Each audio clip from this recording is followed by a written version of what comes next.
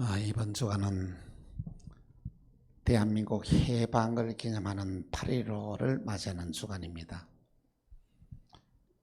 하나님은 일제히 36년 동안 핍박을 당하면서 나라의 주권을 빼앗기고 언어를 빼앗기고 신앙을 빼앗겨서 고통 가운데 있는 대한민국에게 해방의 기쁨을 주신 날입니다. 우리는 윤동주 시인의 서시를 기억합니다. 죽는 날까지 하늘을 우러러 한 점 부끄러움이 없기를. 잎새에 이는 바람에도 나는 괴로워했다. 별을 노래하는 마음으로 모든 죽어가는 것을 나는 사랑해야지. 그리고 나에게 주어진 길을 걸어가야겠다. 그렇습니다. 우리는 과연 하늘을 향하여 부끄러움 없는 삶을 살아가고 있습니까? 또 나에게 주어진 길을 바로 걸어가고 있는지 한번 우리 자신을 되돌아보는 광복절이 되기를 바랍니다. 대한민국의 독립은 하나님의 은혜로 이루어진 놀라운 사건입니다. 우리의 힘과 능력으로 싸워서 독립을 쟁취한 것이 아니라 연합국의 승리로서 그저 하나님이 우리에게 주신 선물이라는 것입니다. 하나님은 신앙을 지키기 위하여 목숨을 내어놓았던 선조들의 믿음을 보시고 그들의 기도를 들으시고 이 땅을 해방시켜 주신 것입니다. 1945년 8월 15일 이 나라가 일제 치하에서 벗어나 해방을 맞이하여 잃어버렸던 주권이 회복되어질 때 그 감격과 기쁨이 얼마나 넘치겠습니까? 태극기를 들고 밖에 나가서 대한독립 만세를 외치던 그 광경이 어떠했겠느냐는 것입니다. 그날보다 더 기쁜 날이 어디에 이 민족에게 있었겠습니까? 하나님은 이스라엘 백성들이 애굽에 내려가서 바로의 학정에서 430년 동안의 종살이하는 모습을 보시고 하나님은 그들을 긍휼히 보셨습니다. 출애굽기 2장 23절에서 25절에 보니 여러 해 후에 애왕은 죽었고 이스라엘 자손은 고된 노동으로 말미암아 탄식하며 부르짖으니 그 고된 노동으로 말미암아 부르짖는 소리가 하나님께 상달된지라. 여러분, 사람이 힘들고 어려울 때 고통 당할 때에 하는 기도를 하나님이 가장 빨리 들으신다는 말씀인 것입니다. 하나님은 그들의 기도를 들으시고 모세를 보내서 이스라엘 백성들을 해방을 시켜줍니다. 이스라엘 백성들을 하나님이 해방시켜 주신 날이 6월절입니다. 그리고 일제학정에서 고통당하는 이 민족을 해방시켜 주는 그 날이 광복절이라는 것입니다. 우리는 광복절의 의미를 한번 깊이 생각하면서 하나님이 왜 이 백성들을 해방시켜 주시고 하나님이 왜 대한민국을 축복해 주셨는지 그 의미를 함께 생각해보는 은혜의 시간이 되기를 바랍니다. 하나님은 대한민국을 너무너무 사랑하십니다. 조선 왕조에서 여러분 양반의 착취에서 고통당하는 귀한 이 민족이 여러분 갑자기 해방이 되었습니다. 양반체에서 굶주리나 고통을 당하며 살아오던 백성들이 시대의 변화 속에서 큰 혼란을 겪었습니다. 대한민국의 독립은 하나님의 은혜로 이루어진 놀라운 축복의 사건입니다. 38 이북에서는 소련 군정이 들어와서 공산주의를 세웠고 38년도 이남에서는 미 군정이 들어와서 자유민주주의를 세웠던 것입니다. 당시에 공산주의가 인기가 정말 대단했습니다. 여러분 한번 생각해 보십시오. 양반 밑에서 말이야 소작농으로 그 고통하는 당하는 모든 백성들에게 그들의 논밭을 다 빼앗아 가지고 똑같이 나눠주고 같이 잘 살았는데 그 누가 좋아하지 않을 백성이 누가 있었겠냐. 이북에서만 공산주의가 더 번창했는가 아니라 이남에서도 더 공산주의를 지지하는 세력이 더 많았다는 것이죠. 이러한 상황 가운데서 1948년 5월 31일 대한민국의 헌법이 제정됩니다. 그리고 7월 20일에 이승만 대통령을 선출하여 대한민국을 새롭게 출발을 합니다. 이승만 대통령은 기독교 입국론으로 대한민국을 자유민주주의 시장 경제의 나라로 세웁니다. 이승만 대통령은 참으로 대단한 사람입니다. 미국 하버드 대학교와 프린스턴 대학에서 석박사 과정을 다 마친 천재입니다. 그는 정치적 신과 외교를 탁월하여서 대한민국 헌법을 너무나 위대하게 아름답게 잘 만들었습니다. 여러분 대한민국 헌법이 얼마나 위대한지 아십니까? 전 세계에서 미국의 헌법 다음으로 대한민국 헌법을 따라갈 이 헌법이 없다고 저는 생각합니다. 또한 이승만 대통령은 하나님께서 어디서 만났냐? 옥에서 하나님 만납니다. 그래서 이 나라를 살릴 수 있는 비전을 그에게 주셨던 것입니다. 너무 또 참으로 놀라운 사실은 1948년도 나라가 세워지고 난 뒤에 3년 이후에 유교가 일어났지 않습니까? 그 전에 이승만 대통령이 한 일이 뭐냐면은 농지 개혁을 했다는 것이죠. 다시 말하면 나라에서 소작농들이 짓고 있는 땅을 지주로부터 다 삽니다. 그거 사가지고 소작농들에게 어떻게 말을 하면은 이건 너희 땅이다. 이제 앞으로 얼마씩 그것을 갚으라는 것이죠. 그 이후에 3년 만에 이렇게 유교가 일어났다는 거예요. 여러분 만일에 농지 개혁이 일어나지 않았다면 어떻게 되겠습니까? 이 대한민국 전체가 공산화가 바로 되어버릴 수 있습니다. 그런데 한평생 동안에 한 번도 내 땅을 가지지 못한 사람이 자기 땅을 가지니까 얼마나 감개가 있습니까? 목숨 걸고 싸워서 이 대한민국을 세웠던 것입니다. 공산주의가 세워지고 난 뒤에 3년 만에 공산주의가 어떻다는 사실을 이북 사람들도 다 알게 되었던 것이죠. 그래서 여러분 유교를 통해서 월남한 사람들이 몇 명인지 아십니까? 150만 명이 이북에서 월남을 한 사람입니다. 그와 반대로 이남에 살던 사람이 월북을 한 사람들은 얼마 됩니까? 10만 명 정도밖에 되지 않습니다. 그리고 여러분 전쟁포로도 여러분 어떻습니까? 그들이 돌아간 사람들은 10%도 안 된다는 것이죠. 왜냐하면 공산주의가 어떻다는 것을 그들도 알았기 때문이라는 것입니다.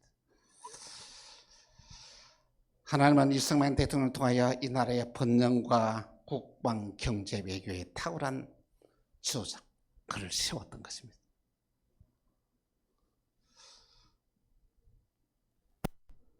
(2차) 대전 이후에 140여국의 나라가 경제 부흥을 시도를 했습니다. 그런데 여러분 140여 개 나라가 경제 부흥을 시도했지만은 성공한 나라는 어디 있습니까? 대한민국 하나밖에 없어요. 다 실패했어요. 경제 부흥에 실패한 그 이유가 어딘지 아십니까, 여러분? 다른 다 나라들은 경제 부흥을 국가 주도로 했습니다. 국가에서 모든 걸 했다는 것이죠. 그러니까 국가 주도로 사는 모든 일들이 책임지는 사람이 없은 거예요. 망해도 그만이고 흥해도 책임질 사람이 없어요. 그런데 놀라운 것은 이승만 대통령은 정말로 시장 경제에 입각한 정책으로 이 경제 성장을 시도를 했습니다. 물론 국가에서 전폭적인 지원을 했습니다. 그러나 그 책임을 개인에게 지게 했다는 것이죠. 네가 돈을 빌려가지면 네가 반드시 갚아야 된다는 것이죠. 갚지 않으면 너에게 그 모든 재산을 차압한다는 것이죠. 그러니까 이 대한민국의 경제가 성장하여서 여러분, 당시에 대한민국의 국민소득이 60불에서 36,624달러로 세계에서 경제의 10위권의 강국이 되었다는 것입니다. 하나님이 대한민국을 얼마나 사랑하시는지 알 수 있습니다. 하나님이 얼마나 이 대한민국을 사랑하시는, 여러분, 재헌국회가 시작이 되면서 기도로 시작된 거 알고 있습니까? 제일 먼저 재헌국회가 시작되면서 기도로 이 국회가 열려졌다는 말입니다. 얼마나 대한민국을 사랑하시면 여러분, 하나님이 보아사 우리나라 만세라는 게 애국가에 이 내용이 들어갔겠냐는 것입니다. 하나님이 이 나라를 지켜주십니다. 하나님이 이 나라를 보호하십니다. 하나님이 이 나라를 책임지고 미래를 인도하십니다. 첫 번째, 유월절 어린 양을 잡아라입니다. 모세는 이스라엘 백성들을 유월절에게 어린 양을 잡으라고 합니다. 어린 양을 잡되 어떤, 첫째, 1년 된 수컷, 안것은 안 됩니다. 수컷을. 그 어떤 흠이 있어도 안 됩니다. 그리고는 그 양의 피를 문설주 좌우 임방에 피를 발라라고 했습니다. 그리고는 온 식구들에게 그날에 잡았던 그 양을 불에 구워서 먹고 아침까지 남기지 말라고 합니다. 그러고 말합니다. 절대로 이 밤에는 밖에 나가서는 안 된다. 근데 그 밤에 놀라운 일이 났습니다. 양의 피가 문설주 좌우 임방에 발라진 집에는 죽음의 사자가 들어가지 못합니다.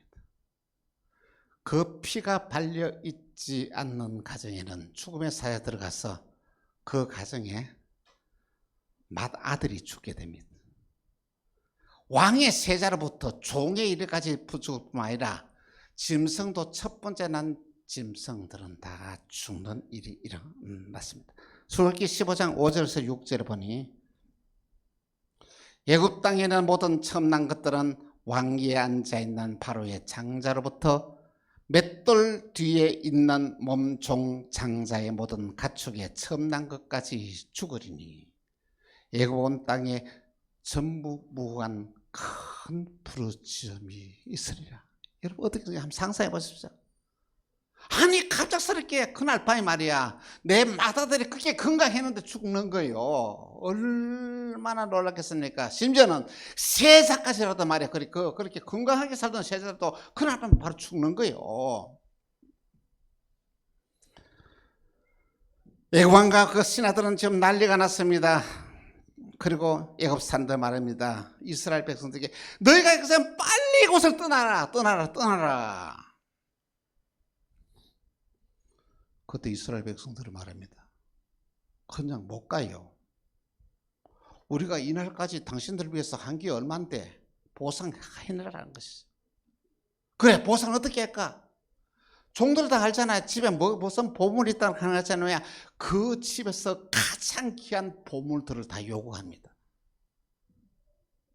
그러면 애굽 사람 집에서 모든 보물들은 모두 다 가지고 이스라엘 백성들이 이제는 출애굽을 하게 되었다는 말씀인 것입니다. 여러분, 유월절 어린 양의 피, 오늘 저와 여러분께는 이것을 보려면 충격적인 게 한 사건입니다. 이 유월절 어린 양의 피는 누구를 상징하는지 아십니까? 바로 예수 그리스도를 상징합니다. 유월절 어린 양의 피가 있는 그 집에는 어느 죽음의 재앙이 들어가지 못했습니다. 예수 그리스도의 보혈의 피를 믿는 자에게는 그 어떤 재난, 그 어떤 재앙도 들어오지 못한다는 것입니다. 예수 그리스도의 보혈의 피를 믿는 자는 모든 죄를 용서받고 구원받고 천국에 들어가는 문이 열리게 됩니다.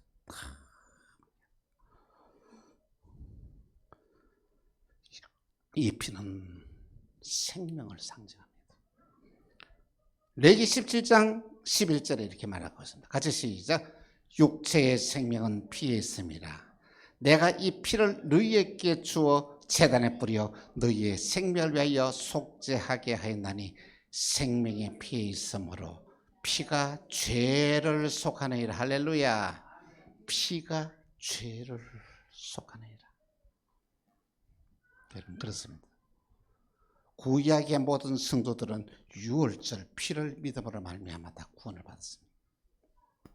그리고 신약의 오늘 이 시대에 우리 모두는 예수 그리스도의 보혈의 피를 믿는 자만이 바로 구원을 받고 영생을 얻는 놀라운 일이 일어나게 되는 것입니다. 우리 모두 유월절 어린 양인 예수 그리스도의 보혈의 피를 믿고 그 피의 능력으로 승리하는 삶을 사는 여러분, 저와 여러분 되기를 간곡히 부탁을 드립니다. 두 번째, 유월절에는 무교병과 선나물을 먹으라 말씀하십니다. 무교병이라는 뭐냐면은 이 떡을 만드는데 그 뭐냐면은 쉽게 말하면 소다가 들어가지 않아요. 소다가 들어가지 않은 상태에서 떡을 만들어 먹어도 될까요? 딱딱해서 너무 맛이 없습니다. 그렇지 않겠습니까? 그러나 뭐냐면 유월절 한 주간 동안에 다른 거 먹으면 안 됩니다. 이 무교병 먹으라. 누룩이 들어가지 않는 떡을 먹어야 한다는 것이죠. 신명기 16장 2절에서 3절에 이렇게 말씀하세요. 같이 시작. 여호와께서 이름을 두시려고 택하신 곳에서 소와 양으로 내 하나님 여호와께 유월절 제사로 드리되 유교병을 그것과 함께 먹지 말고 이래 동안 무교병 곧 고난의 떡을 그들과 함께 먹으라. 이는 내가 애굽 땅에서 급히 나왔음이니라. 이같이 행하여 내 평생에 항상 내가 애굽 땅에서 나온 나를 기억할지니라. 할렐루야. 여러분, 누룩은 죄를 상징합니다. 하나님의 백성은 죄를 멀리하는 삶을 살아야 됩니다. 죄는 하나님과의 관계를 파괴하고 하나님으로부터 오는 모든 축복을 가로막습니다. 죄는 저주를 불러오고 우리를 불행한 삶을 살게 합니다. 죄는 하나님의 자녀가 마귀의 자녀가 되게 합니다. 여러분, 또한 누룩은 뭘 상징하십니까? 옛것을 상징합니다. 하나님의 백성은 어떤 사람입니까? 옛날에 전통에 젖어서 그대로 살아가는 것이 아니라 날마다 새로운 삶을 살아야 한다는 것입니다. 고린도서 5장 17절에 이렇게 말씀하고 있습니다. 같이 시작.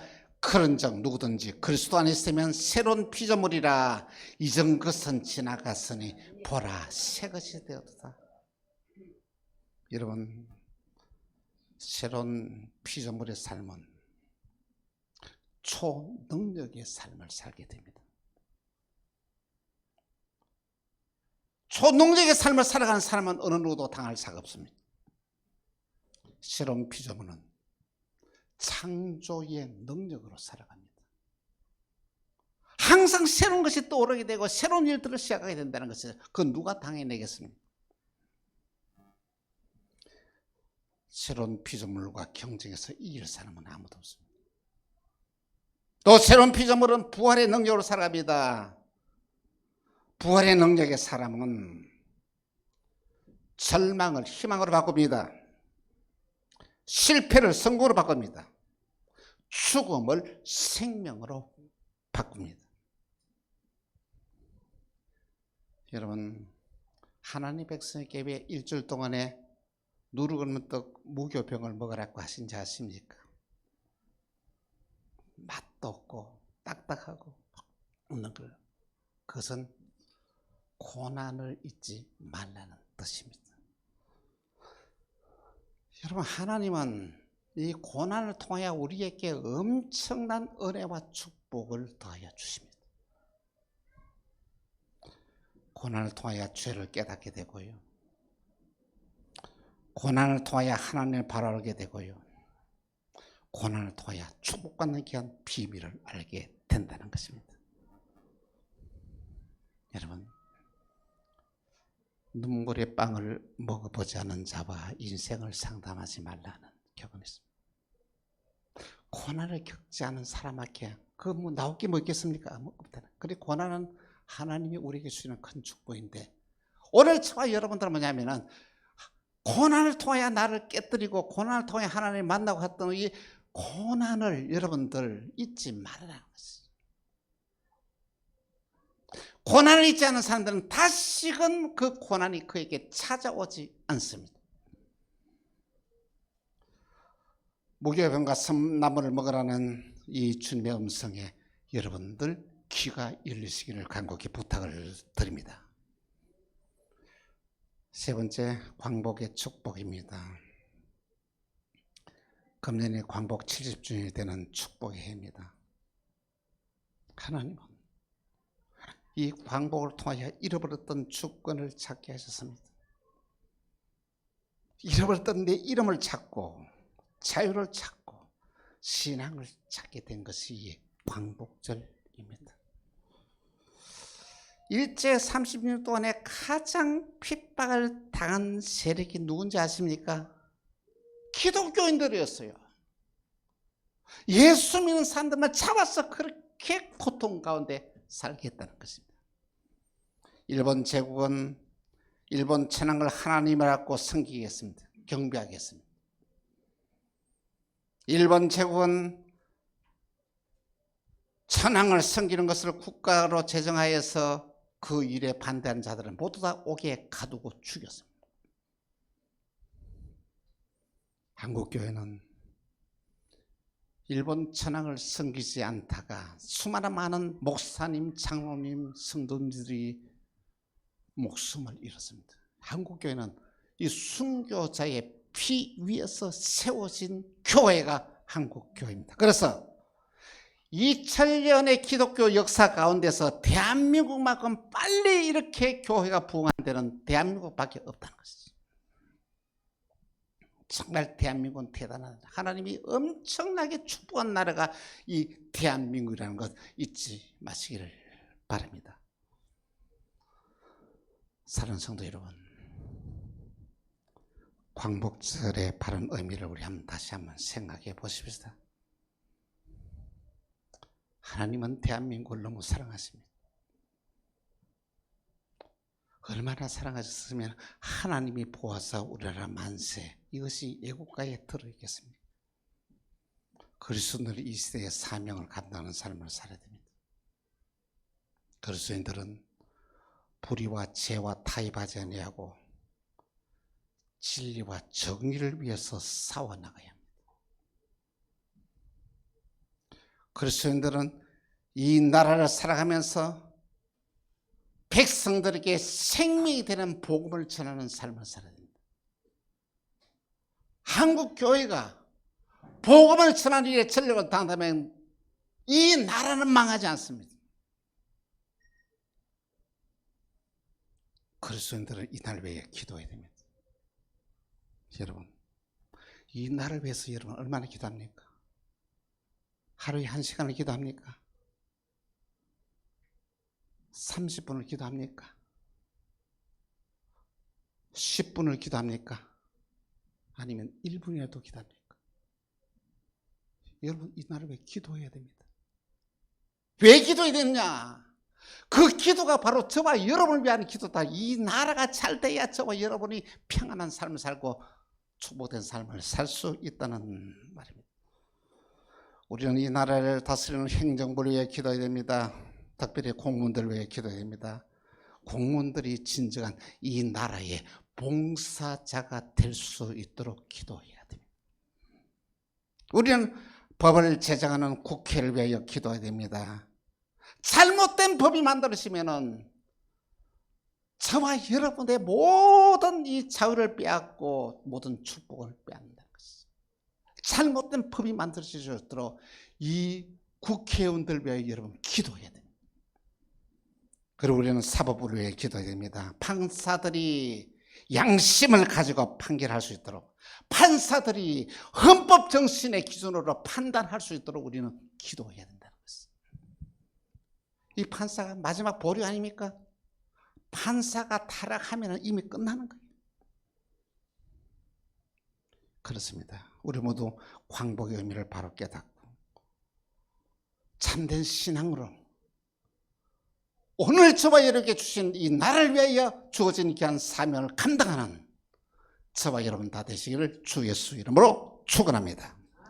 기도하겠습니다. 하나님 아버지, 이 대한민국을 너무 사랑해 주셔서 이 나라가 정말 큰 은혜로 광복을 맞이하게 되고 하나님이 주신 축복으로 이렇게 잘 사는 나라가 되고 진정한 자유를 누리면서 살 수 있는 복의 복을 주셨는데 이 복을 누리는 사명을 저희가 잘 감당케 하여 주옵소서. 이 나라를 위하여 기도하게 하시고 이 나라를 위하여 헌신하게 하시고 이 나라를 위해서 정말로 바르게 국민으로서의 의무와 책임을 다하는 삶을 사는 우리 모두가 다 되어지게 하여 주옵소서. 주 예수 그리스도의 이름으로 기도합니다. 아멘.